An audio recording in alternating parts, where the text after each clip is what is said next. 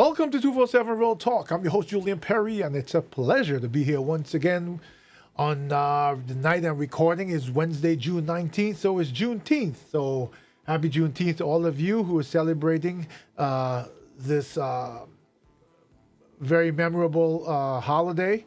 I hope you spent the day reflecting and doing something that makes you happy.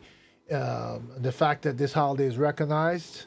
To all of my listeners out there, a very special welcome to you on this evening. Thanking you again for joining me for another episode. Thanking you for your continuous subscriber base that's growing and growing. Thanking you for your engagements and all the other things that give me the energy, even when I'm exhausted, to record yet another episode. Yesterday, there was a major announcement by President Biden on immigration, and I thought I'd spend a quick episode chatting with you about it, letting you know in case you didn't hear what it's about, and letting you know that what my thoughts are. So sit back, relax, and I'll be right back with you.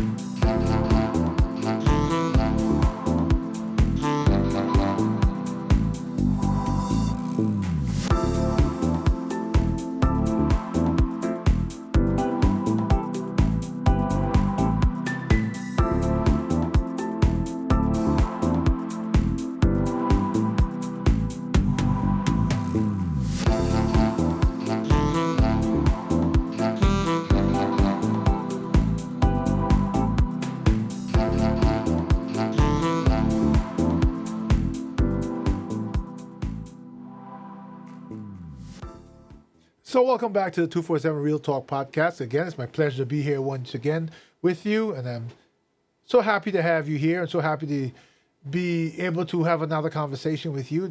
Forgive me if I seem distracted. I'm using my tablet here to read some of the information about this immigration plan. I'm also keeping an eye on my security systems. So let's get right into it. President Biden administration announced Tuesday, which was yesterday, a new immigration policy that will give roughly 500,000 immigrants who are married to American citizens but lack legal status in the United States a pathway to citizenship for them and their children. It's called a very sweeping policy. So let's do some comparisons here. They talk about, I'm looking at AP News website, and they're talking about first how things worked before.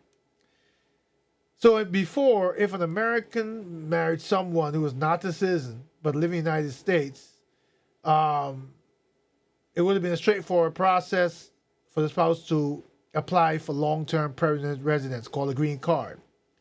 But if the spouse was living in the United States illegally for a long time, it gets more complicated, or it would get more complicated. And I remember this. I remember speaking to many people who went through this, where they had to leave the United States and go back to their home country. And depending on how long they were living in the United States, illegally, would determine the time it would take before they can apply to come back. And that could be anyway. They said they could have to stay abroad for 3 to 10 years before applying to come back. Not before coming back, but before applying to come back. So imagine you're married to someone and you stayed here illegally. And you're married, you have a family, you have kids or whatever. But the issue being that under the old system, if you have to go back to your home country, you have a wife here, right? Now, a family. We're not talking about breaking up. We don't want to break up homes. Depending on how long you were here, you'd have to wait 3 to 10 years before applying.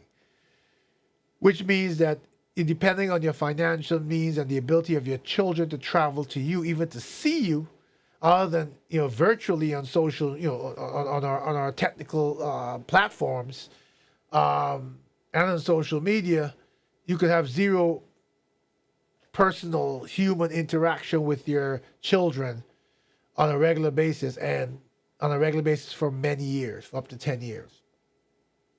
it says that you were able to seek a waiver to avoid waiting that long, but getting a waiver also would take about 3.5 years.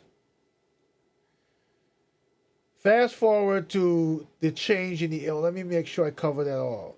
Right. So then it says there's a risk of prolonged separation, which is obvious. And in many cases, if there's a financial struggle, if the one spouse is here, one spouse is away, many things can happen to destroy a family, right? People are human, they're weak. Also looking to deal with the struggle of life that we deal with when we do have an intact family, much less being alone with kids and being separated for that long and having to deal with babysitter and health care and child care and just raising the kids and the cost of living going up and maybe you're going to school. There's so many things that can destroy a family. So now under the new policy, we're going to talk about people's opinions soon because I'm going to get to that part in a moment where I know that there are going to be lawsuits challenging this. And just so you know, Biden did this by an executive action, right? There was not it was something under his power to do as president. It wasn't something that required congressional approval. But I'm pretty sure that there are a lot of people, and I hate to say it, Republicans, who, if you look along in their lineage, in their ancestry, even not that far back, they have immigrants embedded all over their families. Whether they did, their grandparents did, their kids are married to an immigrant. But we live in a society today where people feel that with power they have the right to exercise holier than thou attitudes, right? This is the same attitude that we have members of Congress who had millions of dollars in PPP loans forgiven, same members who went to court to stop 10 or 20,000 student loan debt relief. Remember that? Okay. I don't want to digress, though. I mean, most of you know how I feel about that. I've done many episodes on that. I really promise to keep this episode short tonight, and so I'm going to try not to digress too much. So under the new policy, many spouses without legal status can now apply for lawful permanent residence without leaving the United States and eventually get a path to citizenship. But it's not a blanket approval. So let's get some details. To be eligible, people have to have lived in the U.S. for at least 10 years, not pose a security threat, and have been married by June 17, 2024. So you can't go and get married now that this came out, right? This covers people who, up to the point of him signed the executive order, which was the 17th, the day before, which was what, Monday? This past Monday, you had to have been married by then. You had to have lived in the United States for at least 10 years, so you had to have lived there illegally for 10 years. Not been arrested, not gone through any domestic violence, any kind of thing that would have had police interaction, legal interaction, arrest, crime, etc. They would have to apply to the Department of Homeland Security, which considers the applications on a case-by-case basis. So there's a fact sheet describing this new policy. Immigrant spouses cannot have already been admitted or paroled in the country previously. Okay? Applicants will be vetted for previous immigration history. So if I'm thinking about it, many people will oppose this plan and try to criticize the plan, but look what they built in there.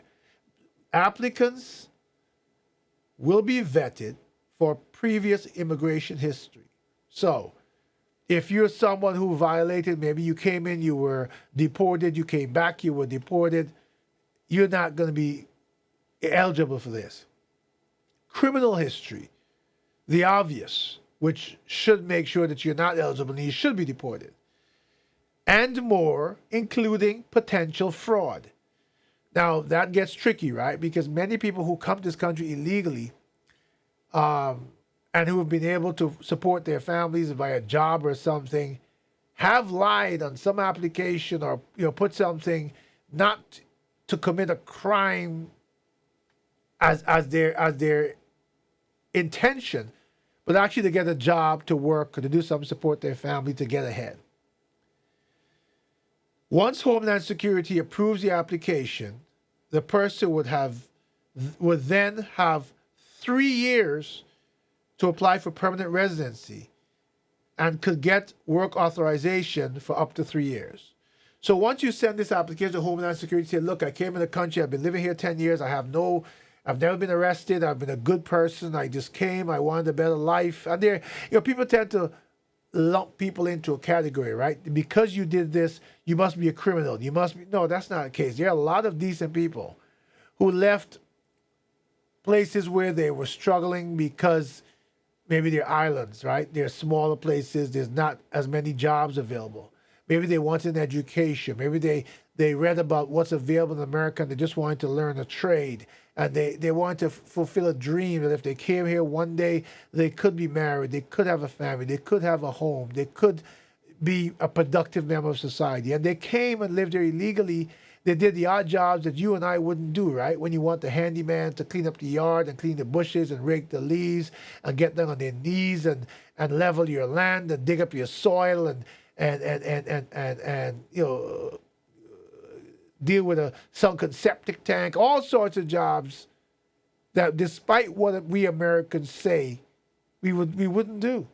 This is a fact. There's one of the reasons why there's so many people that cross the border of the United States and go to agricultural lands and do agricultural work, picking and reaping and sowing and digging, and then go back to their country and take the money they earn. Because they are willing to do the jobs in the hot sun. I've seen it. Jobs that we would not do as Americans. Jobs that many Americans would go and say, I can't get a job. I'm going on unemployment. I'm going on welfare. Right? Because to them, that's demeaning. While these people will work for farmers who can't afford to pay their minimum wage, but they'll take a flat rate or anything they can do to take care of their family. So once Homeland Security approves the application, the person will then have 3 years to apply for permanent residency and could get work authorization up to 3 years. That's the 3-year period, right? It goes on to say about 1.1 million immigrants without legal status are married to American citizens of the United States. This is according to Immigration Advocacy Organization. The administration thinks that ultimately about half that number, about 500,000 people, could be eligible for this program, plus about 50,000 of their children. On average, the spouses have lived in the United States for a little over 2 decades. 2 decades, that's 20 years. And if you've lived in the United States for 20 years, have done off-the-book odd jobs that no one else would do for 20 years, have never been arrested, have never stolen, for all your neighbors know you're the nicest person, you're a good person, they don't know what your legal status is. And all you want to do now is continue your life here. We have politicians who will go to court now and fight this to say, I don't care that he's been here 20 years. I don't care that he's a decent person. I don't care that he's now married to an American citizen. I am so evil. I am so into political ideology. I am so hateful. I'm such a product of this time, this hateful time we live in, that I would oppose this. I want that person to go back to their country after 20 years. I want the American citizen who probably voted for one of these politicians to get into office to suffer having their family split up. Because what? How does this impact you?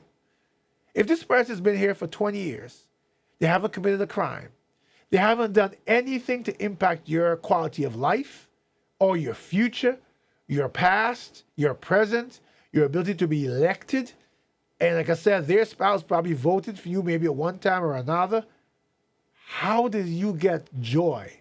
How do you feel righteousness by opposing this and sending that person back? They haven't done. The only thing they did wrong was come to the United States, not legally, not following the immigration process.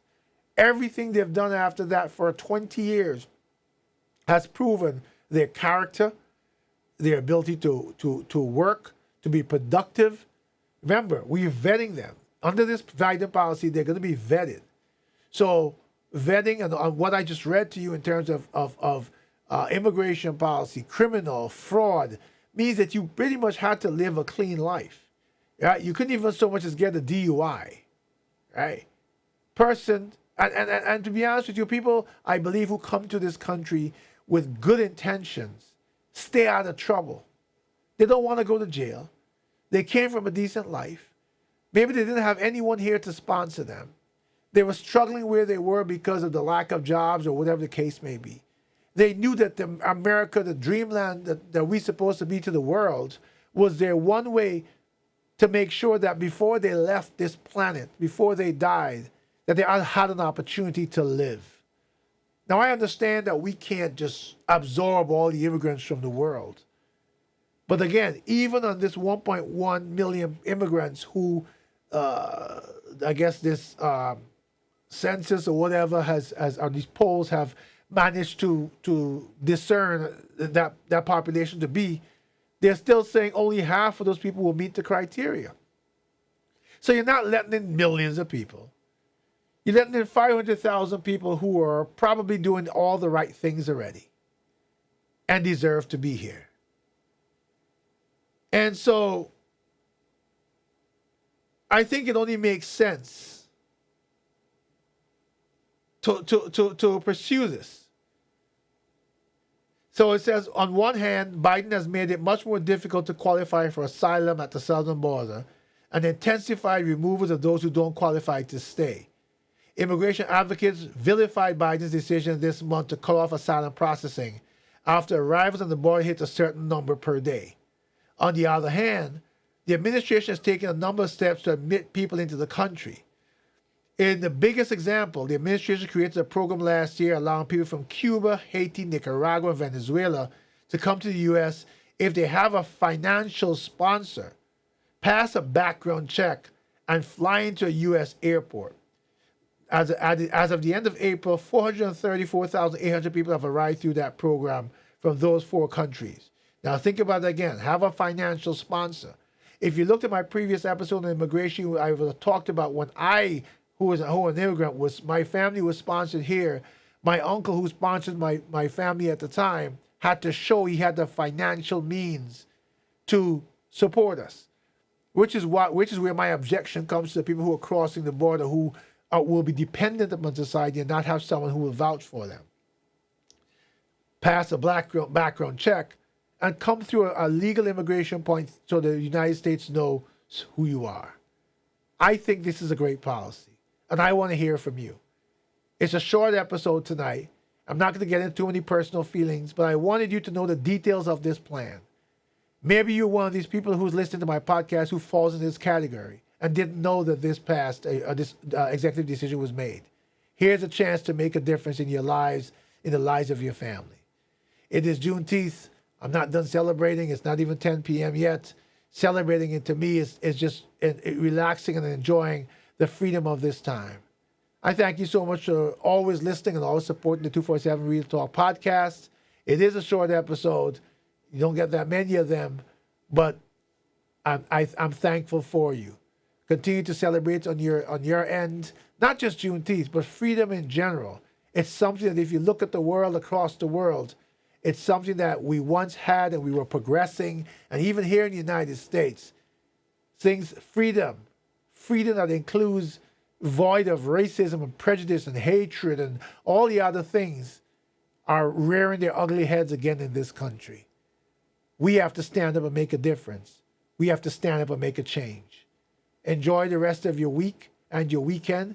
It's pretty hot. I think we're going to a heat wave here on the Eastern Seaboard and in New York. And I'm going to enjoy every minute of it because I don't like the snow. Until we chat again, always remember that real talk, real stories, reality checks are here, right here, every week on the 247 Real Talk podcast. I thank you so much again for your support, for the continuing to subscribe. Please do share, comment, and it's important that we build this base to make our futures better. Until the next time, please, as I always ask you to do, take care of yourselves and please take care of each other.